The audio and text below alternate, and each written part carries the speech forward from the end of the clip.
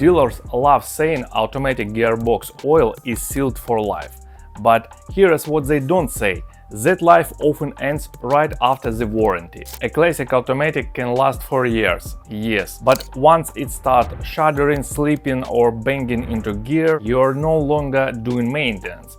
You're negotiating with a repair bill. Today I will show you 5 warning signs your automatic gearbox and sometimes the torque converter is asking for help. First one, vibration at steady speed. The first sign is a strange vibration at around 30 to 50 miles per hour. Owners often describe it as a rumble strip feeling, like you're driving over teeny bumps even when the road is perfectly smooth. Many drivers blame tires, wheels or suspension, and sometimes yes, it can be like that, but on a classic automatic this can also be the torque converter lock-up clutch slipping. The torque converter is supposed to lock smoothly when you are cruising, and when it starts wearing out it cannot hold properly and the whole car starts to shudder. This is one of the symptoms you don't ignore early, because at this stage the gearbox might still be saved. Second one, burnt smell or dark gearbox oil.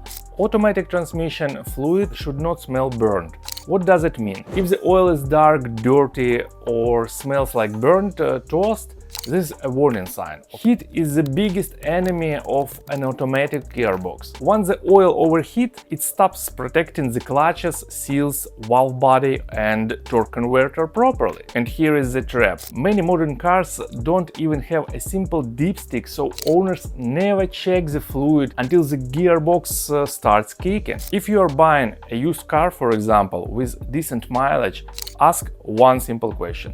When was the gearbox oil changed? Next one, third, revs go up but the car doesn't pull. This one is obvious but people still ignore it. And you press the accelerator, the engine revs climbed, but the car doesn't accelerate properly. And it feels like the power is slipping away before it reaches the wheels. On a manual car, you would say the clutch is slipping, but on an automatic car, it can be internal clutches, low fluid pressure, a weak valve body, solenoids, or a failing torque converter. So, don't instantly blame one part. But the message is simple. A healthy automatic should feel smooth, not disconnected. Next sign, you move the selector from park into drive or reverse, and the car gives you a proper clunk. You probably heard it. Not a small click, a heavy knock. Now, let's be fair, this is not always the gearbox. It can be engine mounts, gearbox mounts, drive shafts or diff play, yeah? But if the clunk comes with delay, harsh engagement or vibration, or I don't know, a kick through the car, the transmission needs attention. A healthy automatic should not punch you in the back before you even start driving. And number 5. Late, early or confused shifts. A classic automatic should know what it is doing. If it shifts too early, too late, or hunts between gears like from second to fourth, or suddenly kicks down for no reason, that's a sign of something is off. It could be a clogged hydraulic channels inside the valve body.